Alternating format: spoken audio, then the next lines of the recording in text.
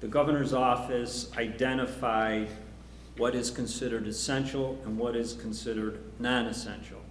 Essential employees are any person whose job function is essential to the effective operation of their department or who must be physically present to perform their job. Non-essential employees are considered as a person who does not need to be physically present to perform their job, or they are currently not required to meet the core functions of their agency or authority during this emergency response. Myself and the mayor met with the department heads, I believe it was last Wednesday or Thursday, where I asked them to provide me with a designation of who was essential and who was non-essential, and non-essential employees would be then scheduled to work on an alternating basis. Each department submitted a proposal. Each department did their alternating as to how they saw it fit for their department. And that went into effect on Monday. There was a lot of misinformation because then the governor came out with 100% of the workforce needed to be not at work. That did not apply to government agencies. The other misinformation was that people who were not working, in other words, if they were working 2 days a week or 3 days a week or every other week, that they weren't getting paid for the time that they were not at the job site. And that is incorrect. The mandate from the state is those people who are not, who have been classified as non-essential, are in fact getting paid and not using their accrued time. So that went into effect on Monday. On some other issues, I know there was some discussion about road repairs. In speaking with the Public Works Director, Lafarge is tentatively scheduled to be open for asphalt next week on Wednesday. Once that happens, we will begin doing some minor road repair with their zipper machine, where they're able to identify streets that have multiple potholes and be able to mill it and then overlay it. We are also going to be, if any of you have been at the Corporation Yard recently, it's a mess. It looks like war-torn Europe after World War II. So they are going to be resurfacing back there where the garages are and the fuel pumps. On a good note, we received verbally from HUD as a result of COVID-19 that the deadline to expend CDBG funds, which we were told was May 1st, may be extended as a result of the pandemic. So we've not received anything officially yet, but that is what we got from our contact from the Buffalo Regional Office. And along with that, in the stimulus package, it appears that additional funds may be coming to municipalities for community development block grant. So we're waiting to get some official information as to how that will impact us.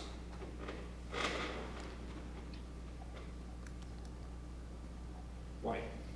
Yeah, and the thing that we're waiting on is I don't believe that is what is in the bill. I think that's in front of the House and the Senate, and it has not been officially approved yet, but that's the word that we get. Okay. Thank you, gentlemen. Have you guys come up with a plan before the virus hit here? Have you come up with a plan on how to spend down that money at CD?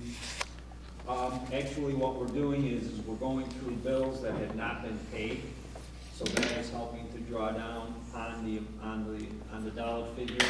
We're also working on situations that money had been promised, and the not-for-profits have actually completed the work. They have submitted invoices, and in working with the Corporation Council, establishing contracts so that we could end up spending and drawing down on it.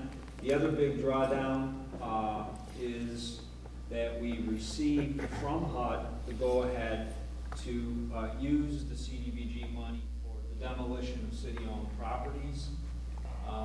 We identified there were 24 on the list. 21 of them we are going to move forward. The 3 that were not were more complicated because they happen to be in a historic opportunity zone that would have required additional review by, I think it's either the state or the feds. And so we thought that we don't want to get tied into that, so let's go with the 21. That's going to be a significant amount of money. We're just waiting on getting the final approval from HUD, but that will be a significant amount of money. I think it's around $500. It's around $500,000. Wow. Is the former police station one of those 20? No? Can we get that list, this body? Could you send us the list? Once we have it approved, once it's approved, they'll send it to you. Perfect, Yeah. perfect. Another one, I know this is something that takes forever and a day, and I still don't know why they didn't push it when they had them last time, but CSX railroad tracks. You guys know which one I'm talking about. 31 in Highland, it's getting pretty bad over there. You know, I mean, we did everything around it, and we didn't do that one. And now that one's not even being used, and we're kind of stuck with a pretty cruddy track over there. And just coming home from work today, for the city's record, right as you turn that corner, if you were heading up, there's a sinkhole that's starting there. Right now, it's about 1 foot by 1 foot, but it's looking like it's getting deep. It'll probably grow pretty quickly. Wow. Is that on Island? It would actually be on 31 part of it. So literally right as you make the turn, if you were heading out from the boat. Okay, toward that part. Yeah, towards Hyde Park. Literally, as soon as you hit that first section there.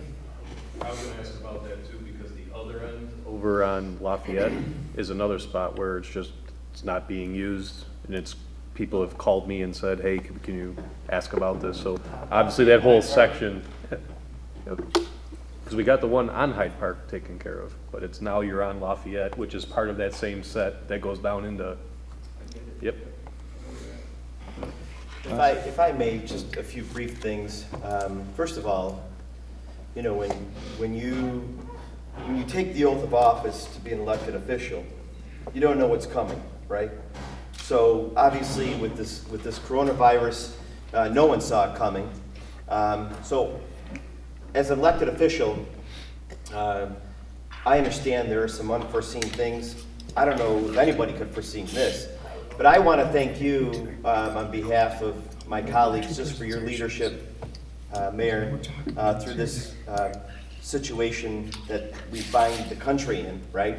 And certainly you and your cabinet, I think, are doing a great job. And thank God you're healthy and my colleagues are healthy during this whole process. And I hope, you know, the residents of Niagara Falls continue to remain healthy by following the plan. But your calmness, I think, goes a long way, and I think your leadership and your steady hand is really important for our residents. So thank you for that. And I also want to, I've been out and about in the city and talking to some small businesses. I want to continue to encourage our residents to support our small businesses so they continue to thrive during this period of time. The people who are adjusting along the way, the businesses that are adjusting, they're doing quite well. And there's a lot of businesses that are thriving in our city. So, you know, they should be applauded too for working hard to make adjustments along the way. And I want to encourage our residents to continue to go out there. I was at a place today, and they were working out of a window and distributing things out of a window, and you know, just we need to continue to support those small businesses during this time period. There were a couple things that I want to bring up. One is, everything that was ever spent in the city is accounted for, especially when it comes to casino dollars. Every penny is accounted for. So when people say, well, there's monies that are, you know, I know there was a comment about it. That's not true. You may disagree with how certain monies were spent, but everything is accounted for. At least in the last six and a half years since I've been here, it's been accounted for. And to be honest with you, we're going through a lot of different things. We have, you know, we have the casino issue that's been held over our heads for many years now. And that's a big problem for us, and we're getting through it. We're working through that problem. But at the same time, we've been able to trim the casino dollars that we're using in the general budget from 12 million to 9 million. We are getting closer to that number that the council came up with regards to the use of casino dollars in the general fund. We talked about a number of 6 million. We're 3 million away. I'm not saying we're going to get there overnight, but we're getting closer, and we're moving the ball down the road and down the field. That's a good thing. So we have a lot of difficult decisions to make between now and the budget, when the budget time comes in 2021. The virus doesn't help. That adds another obstacle. I want the residents to know that we're aware of it, and we're talking about it. We're having discussions. We're working during this crisis as well, and we're concerned about not only the residents, but also the future of our city, and the budget's a big part of it. So, you know, for those folks that this is not a catastrophe as far as our budget's concerned, we're inching closer to where we need to be. The casino dollars were supposed to be used for two purposes. They're supposed to be used for the debt of the police station, which, by the way, is $2.5 million per year. And then also the money lost with the casino taking over the convention center. So that amounts to about $5.5 million, $6 million, and that's how we came up with our number. So we're getting closer to this. We need the casino issue to end. That would help a lot. We need the virus to go away for the betterment of our city and the country. That would help a lot. So there's a lot of things that we're juggling here that we're working on, but I want everybody to know that we're working for their behalf and on their behalf, and we're trying to problem solve and trying to find ways to resolve some of our concerns. And that leads me to communication. And so, Mayor, I have been pleading with you from day one we need a better form of communication, form of administration. And this is no disrespect to anybody. The communication didn't exist as far as getting things out to the public, getting things out to employees, getting things out to council. So the fact that you want to, and pardon me if I'm heading in this direction, but the fact that we are working towards a public information officer, it's long overdue, and it's money well spent. And I trust that your leadership will use that officer wisely. You have already made some decisions within your administration that have cut costs and to save the taxpayers money in this year alone. And I know you wouldn't be asking for this if it wasn't extremely necessary. So people have to understand that this is a position that's been needed in the city. There are initiatives that we passed that took place years ago that people in the city still don't know about. And that's the problem. The communication is the problem. And maybe this issue that we're having now brought it to light, and that it really is a problem. And so, you know... I would just remind you, this is still the administration report. Oh, I know. Okay, I just want... Oh, sure, but I'm just rolling this through because it all kind of goes into one. So, you know, obviously, we could bring it up during the agenda item portion or now, but obviously this might be a good opportunity now, so the mayor has an opportunity to respond back to it. But you know, you have to, when we make decisions, you have to determine is you're going to get a return on the investment. well, I think communication to our public about what's going on and the happenings of their city is a return on the investment. So, and by the way, council, we'll have an opportunity to review the use of this position, and we'll have discussions with the administration when it comes to budget time to determine whether or not we feel this position was used well. So there, I think, as far as to start from, thank you for your leadership. Thank you for, I appreciate all the moving parts there is to this virus and all the decisions you have to make with City Hall and the residents of the city. And so that's all I have. Thank you, Councilman. You're welcome. I have a few comments. Okay. I'll try to be a little shorter than Councilman Tuma. Yeah. So- No, I mean, we've Well, got we're all not, the time in the here's world. the thing, though. Don't forget, we're not meeting for another month, and these things Right. the public has to know that we're, I was only teasing you, by the way. listen, I get it from all angles. It's not- And I don't know if Dan is going to do this in his controller's update, but I believe one of the things we have to do, we are in uncharted waters with this budget, with what's going on with the coronavirus.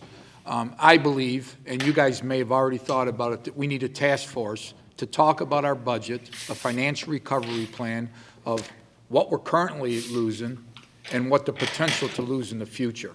And I think we just need to have a strategic plan ready to go, and really look at focusing on what we're going to lose if this continues. So that's one comment. Property taxes, and Mayor, I think you mentioned this, and correct me if I'm wrong, and I think the state may be doing this. Is there going to be a delay in property taxes that are due? Have you heard anything on that? Currently, the state's recommendations with regard to mortgages and other payments, they have not made an executive order relative to property tax, as that's in many instances, a local Okay. determination. But I'm happy to comment on that once you're finished. Well, my recommendation is that we look at extending the property tax deadline, and as we are doing something out of the norm, maybe it's also the time to look at what some other municipalities do, and instead of having 2 payments, maybe there could be a 3-payment or a 4-payment plan to help people out when they don't have to make that large payment. That's that. Parks, as I drove along the Parkway today, I've never seen the walkway used so much along the Niagara River from the Buffalo Avenue Park. I took a walk in Hyde Park the other day. Never saw it so used as much as it's being used. If there's any way, and I know we're struggling with resources with limited staff, if we could try to keep those as clean as possible, I think this is a great opportunity for this city to show some of the treasures we have that people may have never used before. And I think it's important to try to keep those clean in that. And the last thing I want to say is I want to thank Rich Morano and the Niagara Falls School District. Because we do not have a public information director, they are supporting the city in these operations and communicating with residents that we don't have the ability to do. So I'd like to put a shout out to them. We do pay them $10,000 a year, just so you know. So we're getting a good bang for our buck. Thank you, Councilman. Anybody else, any comments? Anything else from you, Mayor? Just simply that I appreciate, I thank you for, it's really a group activity here day to day. I would think that before we examine the need for a task force, so to speak, I have confidence in senior staff who are already ahead. As a matter of fact, I called a few into my office this morning to ask them to think about Niagara Falls, tomorrow, and they were already on it. So I would just simply say that, give us an opportunity to put together our thoughts on what we think the impact will be and where I think we'll need to go in terms of how we respond to that impact. With regard to the whole property tax question, it's already a conversation that we have been having over the course of the last 10 days. I don't have anything to recommend to all of you yet. In part, that's because of different timelines that we're working through. But once we have something in the nature of a proposal relative to property tax, I'll make sure that we make that available to you enough in advance so that your next meeting in April, you have something to consider. Thank you. Other than that, I am prepared as we go through agenda items to talk with you about those things. Dan, it looks like you're getting ready for a controller's. I was just moving up. We had talked about it. Yeah. Oh, you just came up to get closer. Are you 6 feet or 5 feet? Okay, please do. Now Kathy's got to move. We want to keep this. Okay, so we're finished with the administrative report then, great. So we're going to now move on to the review of the agenda items, and I believe we have a couple of walk-ons. Yes, Mr. Chairman, there are 2 items that we're seeking to walk on.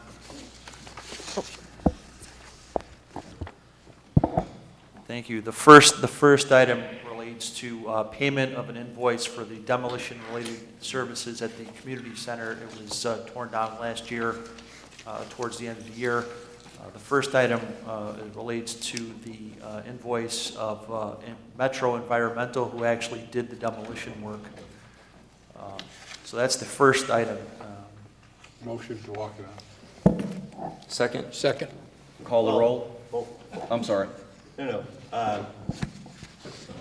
Do we want to just explain to those folks what this item is, Chairman? If the administration could probably do that, you're in a better position. I would cover, Mayor, I would cover both at the same time, and then we'll have a chance to have any feedback, and then we'll move forward with my recommendation. For those of you that are familiar, They run out of batteries a lot. for those of you that are familiar with the former community center, it was a structure that ultimately was vacant, left in somewhat disrepair, and then ultimately was subject to demolition. At the time of the demolition, which I believe occurred sometime in the fall of last year, there was a presentation made that the cost associated with that demolition would be defrayed by community development funds. Ultimately, the service was provided, the demolition was conducted, only to discover most recently that those funds, that CDBG money, community development funds, could not be used to cover that expense.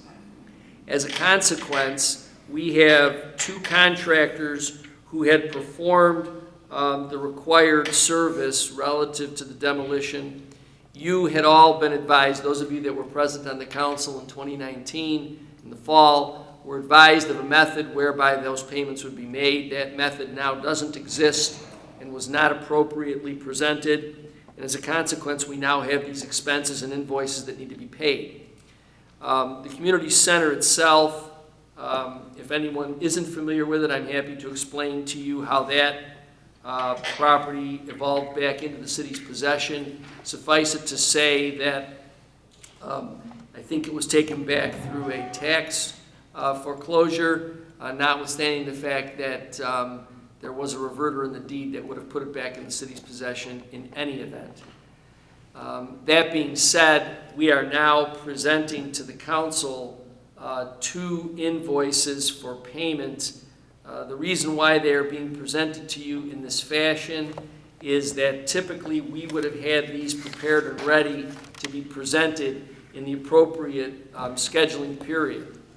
In light of the fact that we received the information relative to these full amounts past the deadline for presentation on your agenda, and the fact that you will not be meeting again until late April, we believed it was important for us to get these contractors who had been waiting for payments since sometime in the fall of 2019 to get their payment. You can see consistently, council members, that we have a long lag time with regard to a lot of these contractors, and we really owe it to the city's reputation relative to the work we want to go forward with that we are capable of making these payments. So the list of the 21 or 20 buildings that will be funded by HUD monies, that can't be kind of retro done?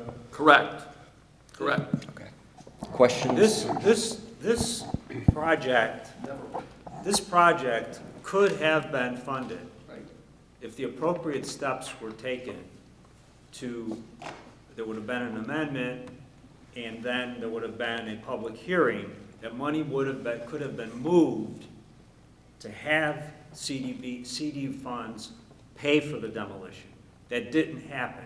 So as a result, HUD is saying, the work's already been done, you should have brought this to us beforehand and followed the appropriate procedures, and we would have covered it.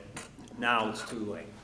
So, I'm sorry, Ken. So basically, right now, in the past couple of months, you brought us 4 things totaling, give or take, $180,000.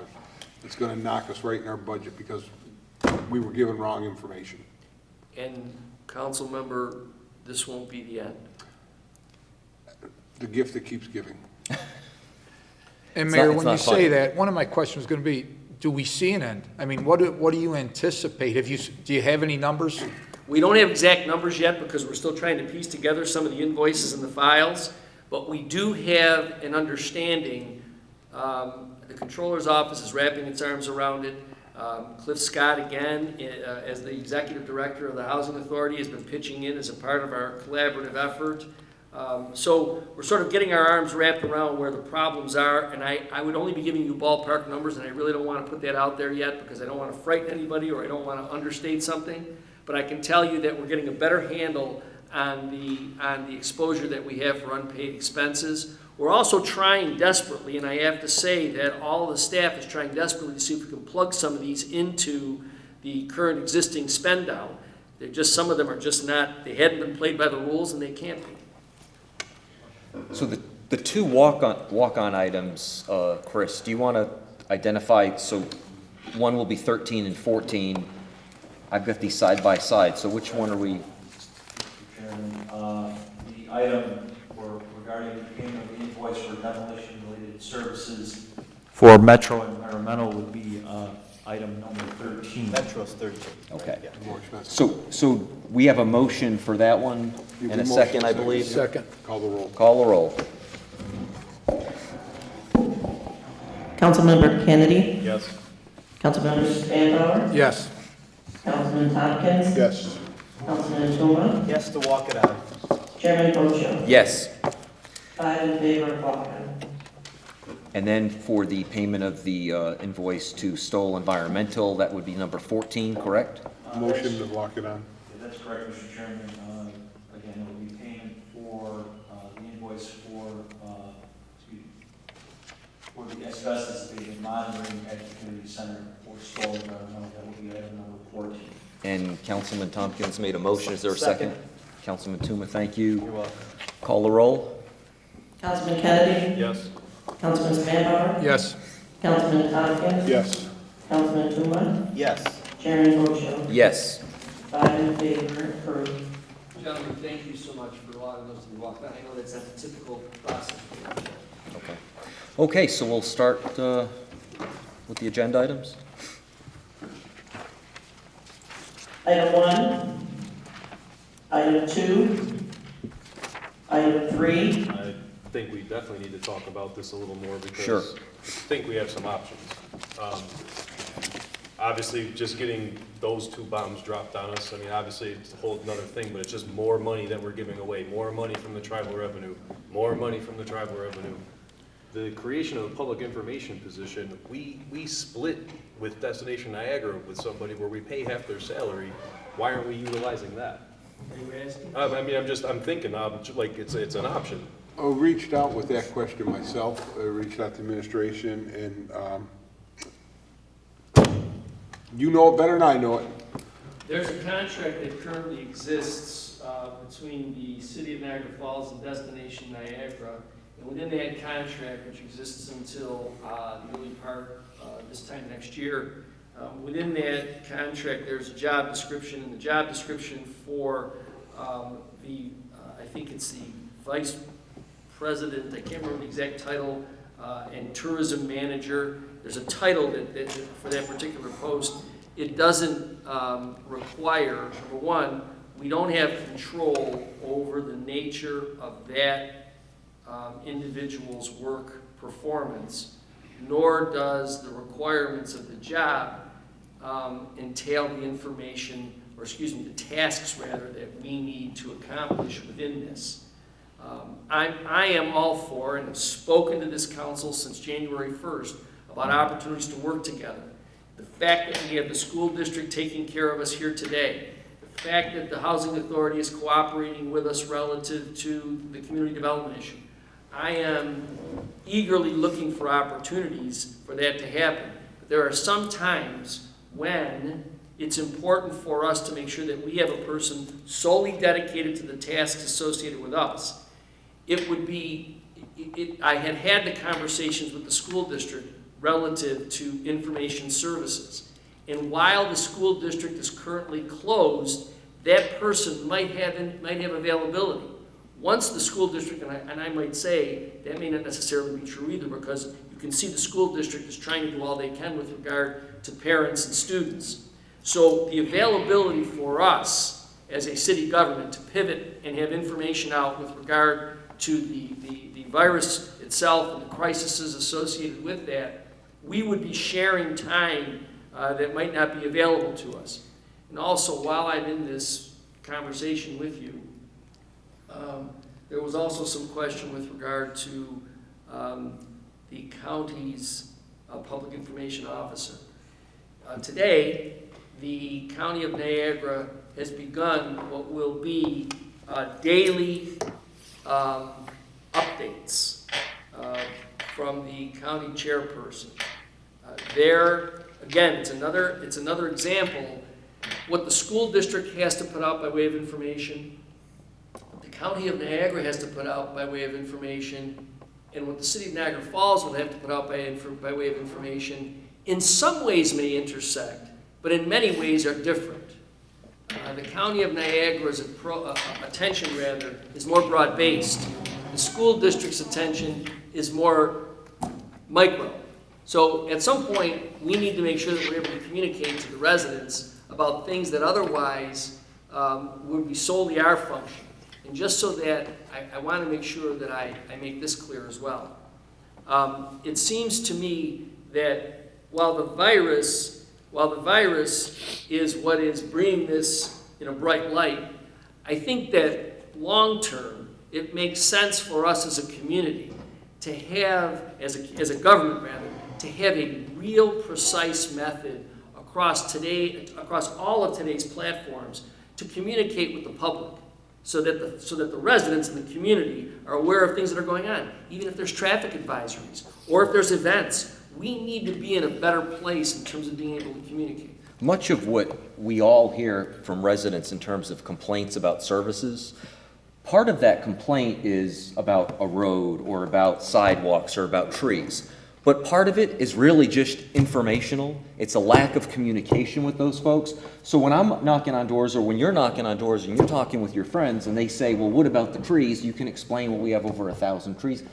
But if we had a public information officer to disseminate that and communicate that, okay, so we're going to pave some roads, and we're going to repair some roads this year. Which roads and why? And it's easy to say, well, we should be doing a better job of communicating with the resources we have. As someone who spent some time in that business, that just doesn't happen. It's not just sending out an email, it's putting some thought into it, it's getting some information from a wide, disparate, we've got 500 employees who work for the city. So, as you know, I've been a budget hawk, and quite frankly, in a different situation, I probably would be speaking against this, but I believe this position is needed. And I've asked the mayor, this is not just a communication liaison for the mayor, this is for the city, hence the title. So I would also just add a couple of things, Mr. Chairman, please. if I may. Please remember that this position was previously in the budget at the salary of $51,000. And in the 2020 negotiation, that job was removed. We are putting this job back in because I think it's an important one. We're putting it in at a price much lower than that. And I'm also presenting to you an executive office that already has a reduction of $103,000 relative to what was budgeted for it. So even if we add back in the position and fringe benefits, we're still going to understand the savings out of the executive office. Now, the one thing I would also say to you is that this position is not designed, right now, we communicate issues relative to the city's understanding of how this virus is impacting us. We do it through my personal campaign Facebook page by loyal campaign workers who still, I catch them when they're no longer working remotely, and maybe if I catch them at lunchtime, I can get them to do something during the day. That's just not an effective way for us to communicate. Yeah. We need to be independent of all of that. If you guys are doing something that you need to have communicated, you need to get it out there. And I think, Mr. Chairman, you're right. If we're going to be doing tree removal, if we're going to be doing road repair, it would be nice to be able to communicate that in a way that the public knows where we're coming from and where we're going to be. So the other thing that I would ask, right now there is a council Facebook page. You may find that after we get this thing started, that it'll be necessary, or it will be appropriate rather, for you to not have to have that, because the city will have one. And we've discussed that. Yeah. And yeah. We will talk as one. I think what made some of us gun shy is that the old one at the higher position was really focused on one I section understand. of the city, where this one here, you're coming to, the police got a slow roll, it's gonna get put out there. The fire department's we're cooking hot dogs at Hyde Park, it's gonna be out there. The council has something, it's gonna be out there. That's something that we didn't have before, and I think that made a bunch of us a little bit gun shy on that as well. I'm not against the position, I don't like the timing of it. I think that right now, like adding somebody when there's other people that are home that aren't working, No, I appreciate that. you know what I mean? So I think it's, we have our own city workers that are sitting at home, we're gonna create a position, give them a $42,000 salary and benefits, and when are they reporting? Tomorrow? I mean, like, Well, I that's a appreciate slap in the face to some of our workers.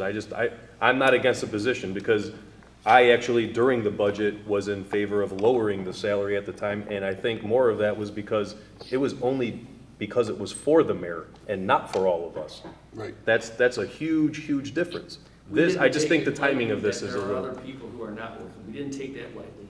But we had to balance the idea of public information versus the fact that in these difficult times, yes, you're adding a position to the budget, or right, to the budget.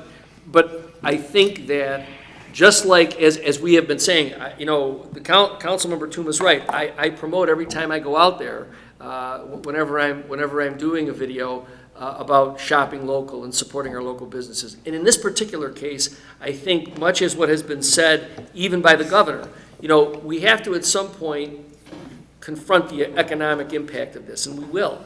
But in the meantime, what we also have to do is pay attention to the public health piece here. And the public health piece is getting information to people. I need right now, I need folks who are 70 years old and older to know what Matilda's Law is, to understand that they have to make sure that they take care of themselves, to realize that so much of this, at least in the front end, is going to be about each of us maintaining all of our necessary personal health constraints. So in order to do that on a regular basis, in order to do that on a consistent basis, I need an information source.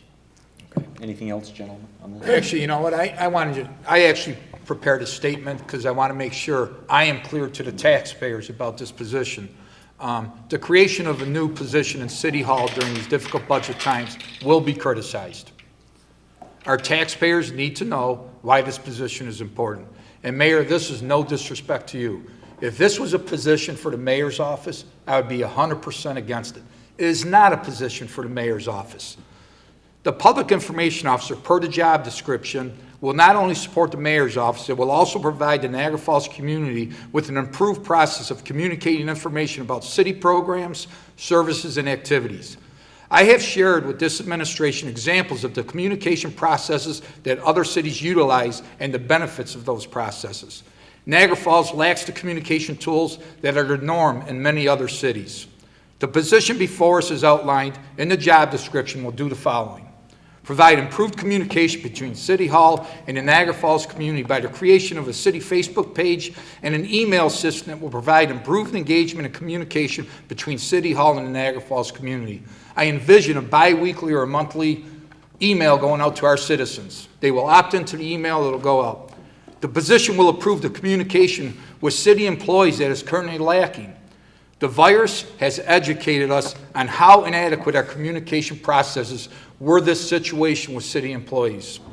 The position will improve upon the communication and ties that we currently have with local businesses and industries. Though I hope we never see another crisis like the coronavirus, this position will be instrumental during a crisis situation, or, as you've already said, just getting basic information out to the community about situations that may impact our daily activities. For these reasons, I support this position with the knowledge that if the position doesn't deliver on the expectations I have, I will not support this in the next budget. Thank you, Councilman. And you know, Councilman, if this position existed, they could have put your press release out there to the public prior to the meeting, so, just so you know. Like I said, I'm not against this position because even the salary, if you think about it, is basically, it's a $5,000 more than what we had for our council secretary. So like, I'm not against the position. I just think the timing of it is, we should just wait. Well, you know, and I agree with Mr. Kennedy. The expectations of the former chief executive, you know, they fell very short of the expectations that we had for them as far as disseminating information out to the public. And we made it clear what our expectations were. So I think that's one of our biggest problems is not getting word out to folks. And our residents deserve communication, and we need the tools to do it. We've cut over 40 positions in the last several years, and that's another thing that people don't know. Why? Because it's not communicated. But we trim government, and we'll continue to trim government. This is a necessary position if used properly, and we appreciate you coming forward with this. By the way, I'm qualified for this position. In difficult times, you have to make hard choices. Right. And so I appreciate you considering this, because it is a hard choice, and I appreciate all of what you've said, but it's also important. Okay, are we ready to move on to? Yep. Okay. Kathy? Item 4, I guess just briefly, Tony, do you want to just give us a brief outline of what these grant funds, which will cost the city nothing, what this will go to? This resolution is basically funding, it's a planning grant to identify projects that are going to be utilized on the waterfront. So it's not a case of where projects have already been decided and developed. This is a planning grant basically to get input to determine what types of projects we're going to be looking to promote for the waterfront. Thank you. item 5, item 6, item 7, item 8, item 9. I got a quick question. I mentioned this previously, and I should have brought it up before, but as I'm just looking at this, the next time we have something like this where we have 4 or 5 of them, can we just group them together? No. I don't think we can. We looked into it. Sorry, Chairman. Yeah, so there's some debate about that. It's not as simple as a no. There's a thing called unanimous consent and clustering items, but NICOM, because this is the one item that I called them on, recommended not doing it. I remember that. Because quite frankly, there are even more than that, more items that I like to cluster. And as chair, I mean, that was to shorten the meetings, that was a goal, but we've been recommended not to do that. I do remember talking about that now that you mention it. Okay. Item 10, item 11, item 12, and we have walk-on 13 and 14. I just may mention, and I'll package them together. Look, the fact that you have to continue to come back to us with regards to issues of community development is a problem to all of us. It's egregious to me that the public was deceived, and most likely, it's my opinion, for political gain. And it's very unfortunate because I think the public was misled with regards to who was paying for or how the center demolition was being paid. We were misled. Well, that's the other part. That's the bad part. Councilman, but we represent the public, and so if we're getting misinformed, then the public's misinformed.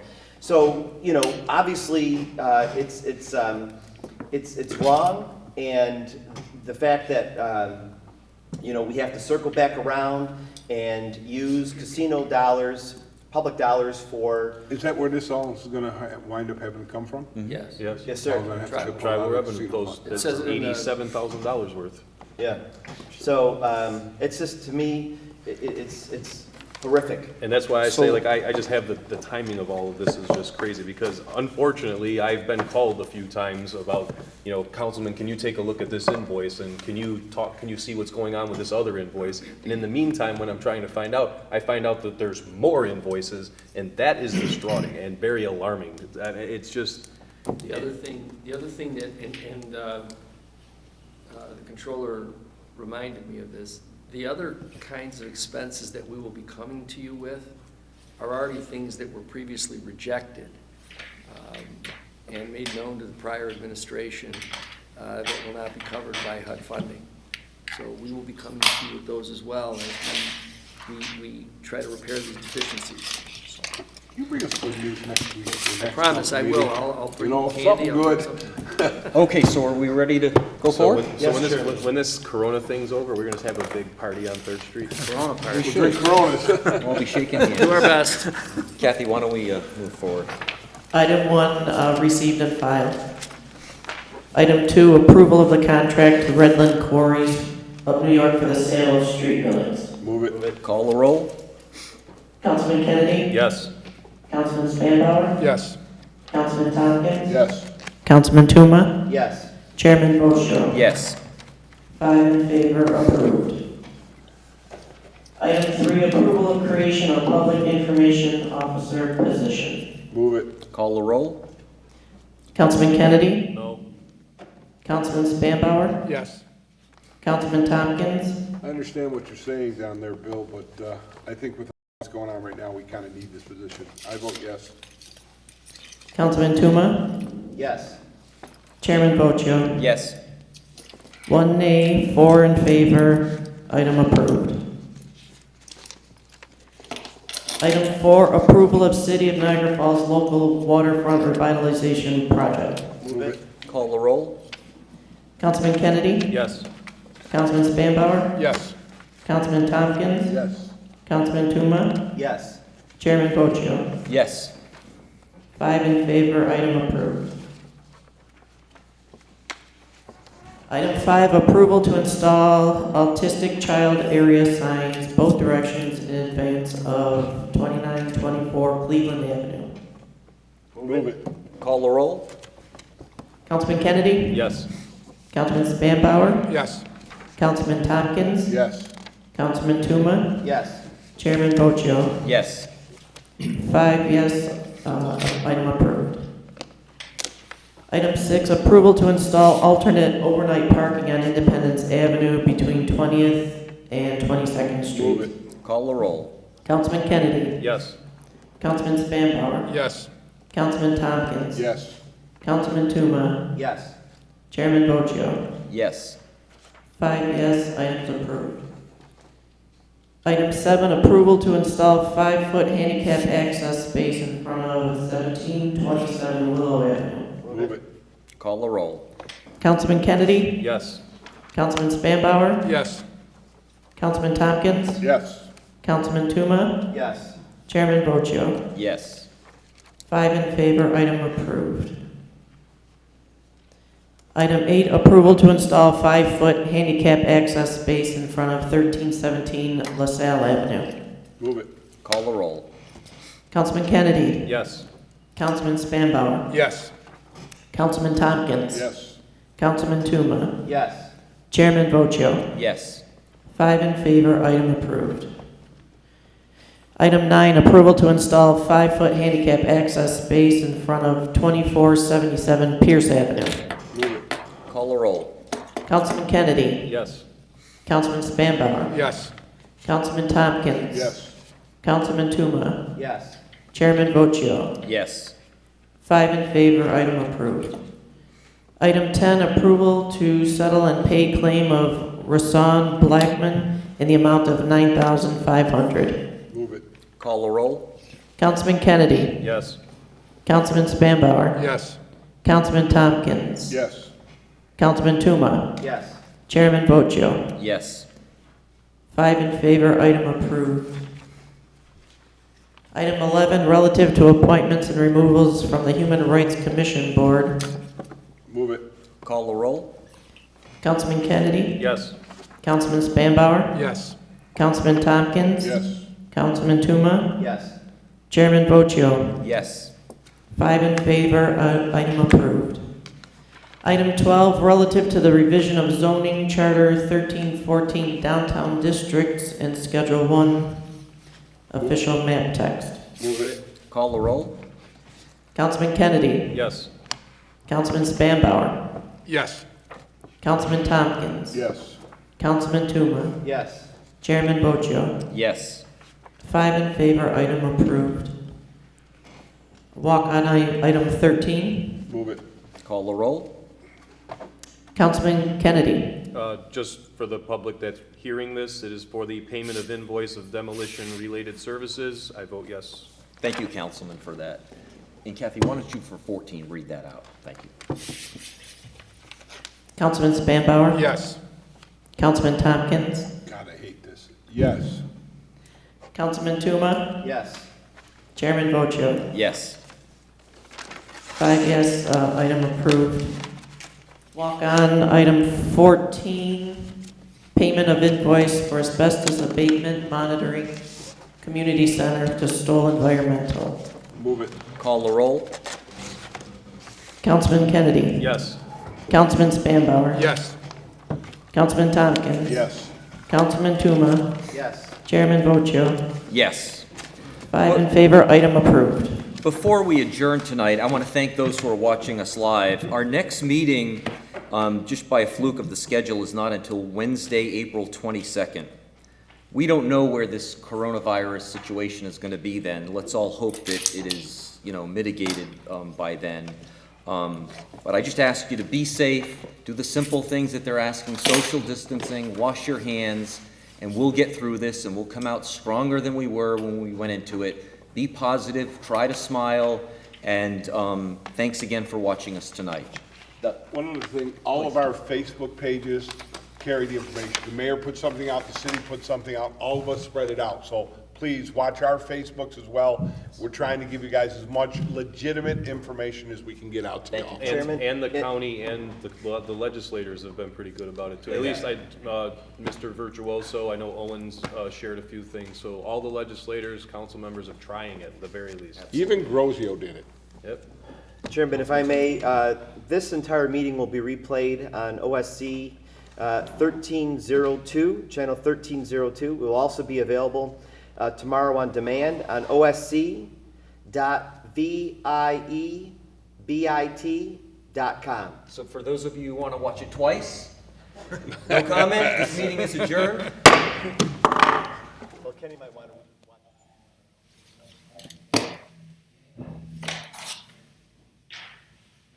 Yeah.